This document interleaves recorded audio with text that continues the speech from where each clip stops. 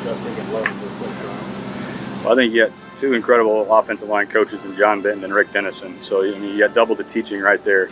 So I know I'm really fortunate to get to work with those guys and really focus my attention other places, and those guys have handled it. And just a really impressive group of coaches right there, along with Jari Evans. So those guys are lucky. Those players are lucky to have those guys. When you've studied Chris Olave and then now seen him on the field and worked with him, what are some opportunities that you see that the team could be expanded or we can get even new elements out of him? Obviously, he's a playmaker. He's made 2 years of a lot of production, and we think there's more in the tank. And I think to his credit, he had an injury in this offseason and played through it. It showed a lot of grit, a lot of toughness. So we definitely have studied what he does well and want to expand on that. And his success will come from the team's success. So I just want to see him to continue to develop and help us in more ways than just catching the ball. And that's with all receivers. Put a lot of pressure on those guys to help us out in the run game. So that's a big part of his improvement and all the wideouts. And the last time we talked to you was in the rookie camp, so we hadn't seen Taysom Hill do anything yet. You said you were going to try a number of things and see what works. I mean, I think we've seen you try everything with Taysom Hill. I mean, is that the idea? Is you just want to look at him everywhere, or he could really have a huge role in himself? Yeah, well, he's obviously a highly intelligent player that's been coached extremely well. So there's a lot of carryover in his knowledge, and then his effort and his attention to detail was excellent this whole offseason. So, I appreciate the work that he put into it, and I appreciate, our coaching staff's creativity and trying to get him at a lot of spots. But, he's no different than there's, our receivers that have played 3 different positions. So, so there's guys like Cedric Wilson. That's a really, really intelligent guy that's played a lot of spots too. Maybe doesn't get as much of the credit, but I would compliment him as well. As well as our offensive linemen that are playing center and guard. So, but yeah, Taysom's done a great job this offseason. Beyond just like a successful running game, what goes into making playing that? What makes them successful beyond being able to play? Not being in 2nd and 20 helps. Staying ahead of the chains. Not to be a smart aleck, but that's the truth. I think it starts from the top down. Starts with the head coach supporting us, wanting to run the ball, and then trickling down to the players and their mindset into making those play actions come to life once we run the ball. I think it's just having good habits in practice and us being good teachers.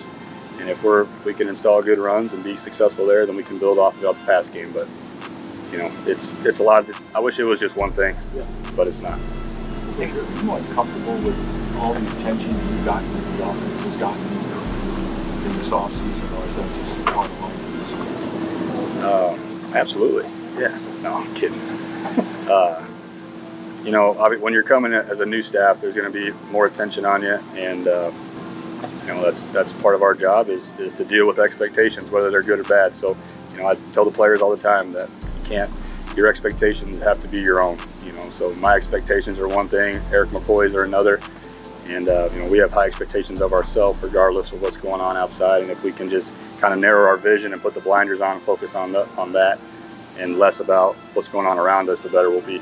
Kind of to follow, do you feel like you have the players to be one of those top clubs immediately on the offensive side of the ball? I think we're just going to try to go get a first down in training camp and go from there. We got who we got. I like who we got, and it ain't going to change from now to the season. So we better go figure it out pretty quick. Were you surprised by Jameer's absence from benefits after the walkthrough today? Did you talk to him at all? No, I have talked to him when he was here the last couple of days. He's been great. Talked to him on the phone even when he was gone. We've been in constant communication. Really loved the way he put in the work yesterday and in the walkthrough. But I don't have any other comment on after that. Did he tell you why he wasn't in practice? Or? I think DA answered some of those questions. I didn't get to talk to him, but early on, some of the guys mentioned that you guys were meeting as a group as opposed to being like an individual room. Is that how you run it all the time? And what's the advantage of that? I think it's important we're all on the same page, coaches and players. We got new coaches working together too, so I think it's important to hear one voice early. So that's something that I think is really important as an offense, that we're all speaking the same language, coaches and players. So it's just kind of like establishing the culture, and then later on, like, if you break off and go to different rooms. Hey, just taking it one day at a time, and in this time setting that we had, we needed to be together as much as possible. So we'll probably do that quite a bit, though. Yeah. It's also something that's new to a lot of the players that have been in this offense in the past. That's just something that you kind of have to drill early so that by the time the actual training game, you're not looking at things like that. Yeah, I think we put our guys. We gave a lot to them. Definitely way more than we'd ever put in one game plan, and they handled it really well.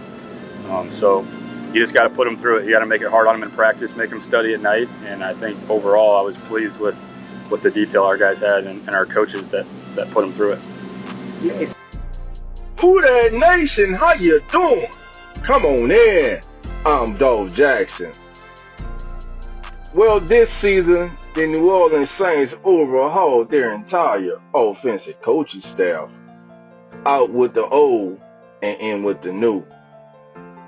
Now the Saints offensive fortunes fall upon newly hired offensive coordinator Klint Kubiak, the son of former NFL head coach Gary Kubiak. Klint is looked upon around the league as one of the brighter young minds in the game. The Saints identified Klint Kubiak as their guy. Klint Kubiak comes to New Orleans and inherits a veteran quarterback in Derek Carr, who in his first year as the signal caller in the Big Easy gave mixed signals.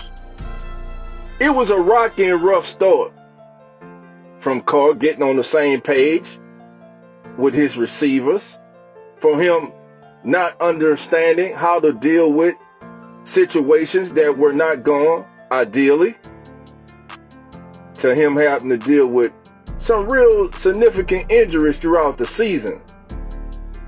Injuries that in reality he should have set out some games. But Derek Carr toughened it out, and by season's end, he was playing better. Facts are facts.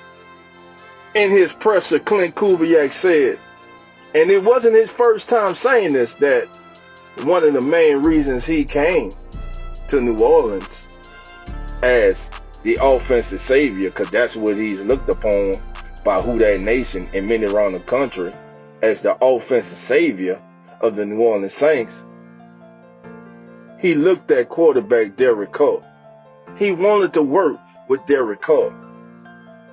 And as we have listened and heard from Derek Carr during the summer of OTAs and minicamps, one word Derek Carr keeps saying is, Klint Kubiak is challenging me. He challenges me. He challenges us. He challenges the entire offense. I may make a throw that I think is great and want to give a high five, and Klint is right there like, listen, I need you to get that ball off faster. I need you to go through your progression faster. That's what has been missing. And everyone on offense keeps mentioning this word. Even head coach Dennis Allen. Accountability, accountability, accountability. Accountability has been the word of the summer for the New Orleans Saints.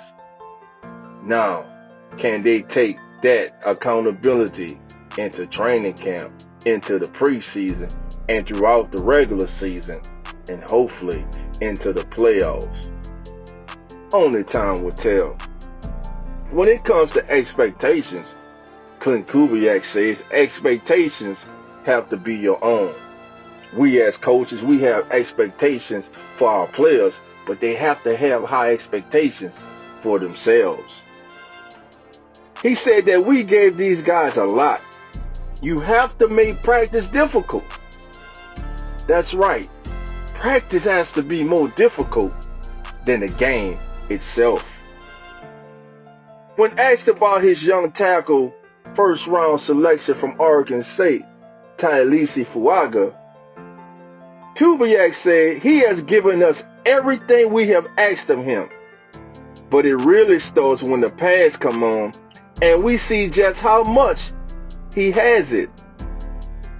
He's made of the right stuff, so I'm not worried about that guy. As far as the Saints offense, yeah, it's looking good, but we all out here in underwear right now, and there's no pass rush. But when we get to training camp with pads on and guys who haven't been showing up, they will start to show up. And those who have showed up and flashed in the summer, they will do the opposite. In other words, family, in July, in training camp, in preseason, when the pads are on, we will separate the men from the boys and the contenders from the pretenders. Yes, family, the 2024 season is going to be very exciting and very interesting, because for the first time in decades, the New Orleans Saints will unveil a very new offensive scheme and system.